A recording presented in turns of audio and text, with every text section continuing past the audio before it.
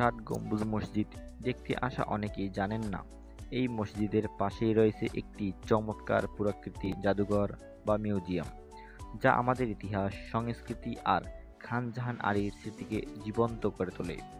মিউজিয়ামের অবস্থান মসজিদের দক্ষিণ পশ্চিম পাশে অবস্থিত। এই মিউজিয়ামটি খুব কাছেই। মসজিদে ঘুরে দেখে কয়েক পা হাঁটলেই আপনি পৌঁছে যাবেন এই ষাট গম্বুজ জাদুঘরে।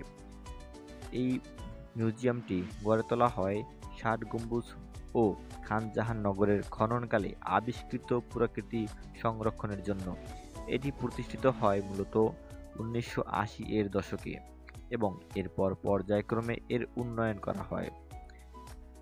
ভেতরে যা যা দেখা যায়: প্রাচীন ইট ও মাটি খনন করে পাওয়া নির্মাণ সামগ্রী, মাটি ও পাথরের তৈরি মূর্তি, টেরাকোটা ফলক, খান জাহান আলীর সময়কার মুদ্রা, অস্ত্র, বাসনপত্র, আরবি ফার্সি লিপিতে খোদাই করা পাথর, ইসলাম প্রচারে সময়কার ব্যবহৃত ধর্মীয় নিদর্শন। এখানে আছে অনেক পানির কলস, টেরাকোটা ফলক ও মাটির মূর্তি, যা মুসলিম ও হিন্দু সংস্কৃতির মিলন ঘটিয়েছে। মিউজিয়ামটি বিশেষভাবে শিক্ষার্থীদের জন্য উপকারী। ইতিহাস বা ইসলামিক স্টাডিজ বিষয়ে যারা পড়াশোনা করেন, তারা এখানে বাস্তব নিদর্শন দেখে জানতে পারেন প্রাচীন বাংলার জীবনধারা ও ইসলাম প্রচারের কৌশল।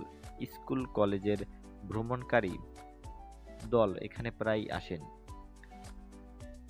মসজিদ দেখতে আসা প্রায় প্রতিটি পর্যটকই এই মিউজিয়ামে ঢোকেন, কারণ এটি ছোট হলে ঐতিহাসিক গুরুত্ব বিশাল। শীতকালে ও ঈদের ছুটিতে এখানে দর্শনার্থীর ভিড় বেড়ে যায়। ষাট গম্বুজ মসজিদের মিউজিয়ামটি যেন ইতিহাসের একটি জীবন্ত ক্লাসরুম। এখানে ঘুরলে শুধু চোখ নয়, মনও ইতিহাসের গহীনে হারিয়ে যায়।